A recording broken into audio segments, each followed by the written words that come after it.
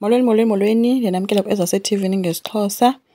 UNontle noFuneka ba-stressed ngomsimelelo abangamaziyo uba uphi and wenzekani kuye. Kodwa uFuneka uyawaqina ngelithi ke xa noNtando ebengekho kwalusuku into ecacile into yoba apho akhoyo unomsimelelo. UNontle ke worried uthi ke nakungcono uba bengayanga kwaphayana and ethi yena emtshatweni wakhe uzokhatshwa ngutatakhe noba kwenzekani. Uthe esatsho ukuba uzawukhatshwa ngutatakhe wathi umsimelelo gqi esithi kakade ndiza kukhapha. So ke umsimelelo ubuyile kwakhe, bekumnandi ke.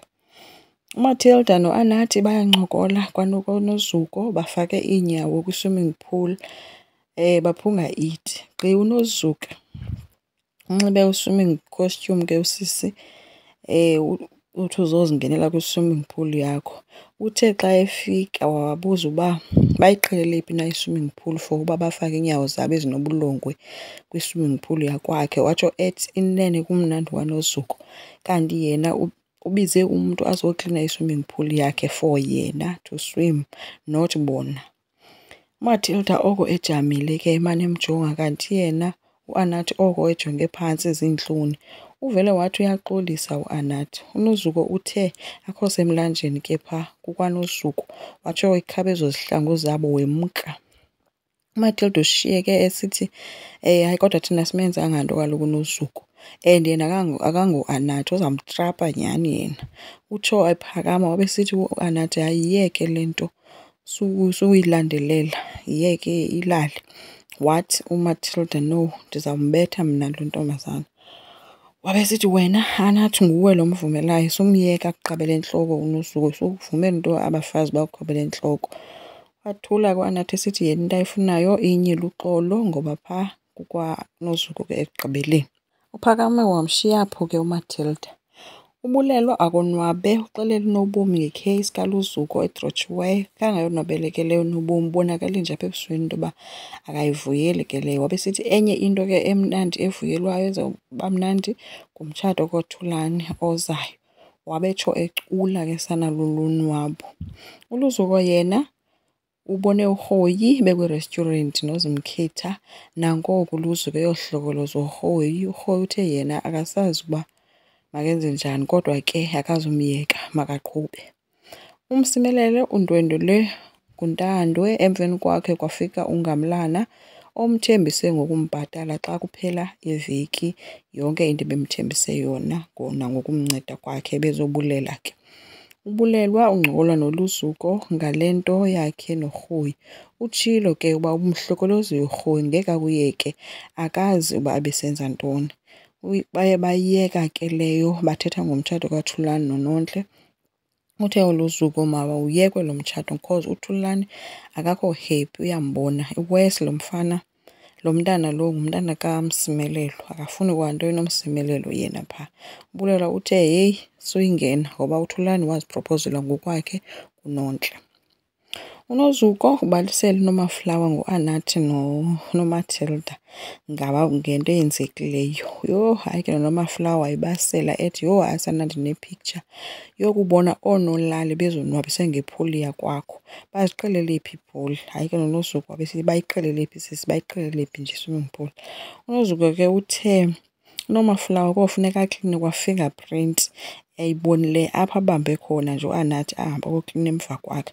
Uthi akho, andisakwazi nobukela i-TV apha zinatya iinyawo zikanolali ethivini. Uthi ifriji empty, le ndawo ibhatalwa ndim phofu, yonke into yenziwa ndim apha.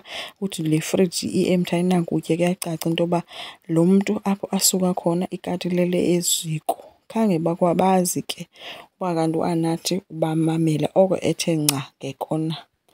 Uthe ke uNozuko into ezawulandela kuzawufika la makhulu kaAnathi namajeremane akrazukileyo anukayo azohlala kwii-couches zakhe. Wabe sithi nje heyi ndisengxakini le ntombazana. uNontle yena uyawokha noThulane, u-excited ke shem ngento yomtshato but uThulane akamuhoyanga noba uthini. And uthi ke ngoku ubulelwa ufowunile ekhonfema ilobola uba bazofika nini na, tsho ngedeyithi yokulobola. Kulapho ke vele wacima khona ke izibane zikaThulane. Uthi ngeke ngase akaphiwe igama elifana noEmihle kanje. uThulane bevuma yonke into ke wambhaqa kuNontlo wathi ucinga ulala nebrother yakhe. uThulane uye wavuma ke nakuleyo. uNontlo imbuzile ukuba yintoni le imenza angabi excited kangaka ngomtshato wabo ngoba uyambona uba ayikho kwale nto ayiphendulayo. Uthe ke uThulane yena uhlutshwa zinto zikatatakho. Uthi omnye zazi ukuhlupha utatakho engaphakathi ngoku waphuma ejele kodwa still usahlutshwa zinto zikatatakho. Uye wamxelela ke into yoba yena uvutshiwe, angalinge acinga uba akavutshwanga. Xa engafuni ukutshata makatsho. Hayi ke uThulane kuye wazama uzicingezelela ke emncoma uba umnxibe kakuhle kwathini but akekho kule nto. uAnathi ubalisela uMatilda ngokonyanywa kwakhe nguNozuko. Uthi hayi kubi uyayibona yena le nto uba laa ntombazana ayimfuni nokumbona nalapho anyathele khona. Andazi ke kutheni engayi kowabo nje awuhlala nomakhulu wakhe until abe nendawo yokuhlala. uNgamlana ubalisele uLuzuko ngomsimelelo uba umenzele ntoni. Kangabhilive ke uLuzuko zezindaba ethi umsimelelo.